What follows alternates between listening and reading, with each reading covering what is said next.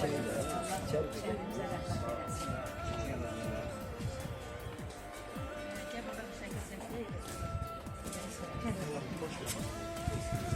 Gel buradan Afar, gel buradan. Gəl bakalım.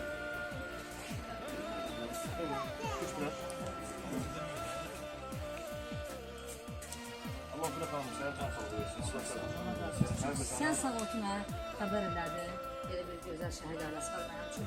Mən bura girəndə şəhid ailələrinə qeydildim. Gülə-gülə qeydildim. Bilirsiniz nə? Deyirəm ay Allah, ayağım dəydi o müqəddəs elmə.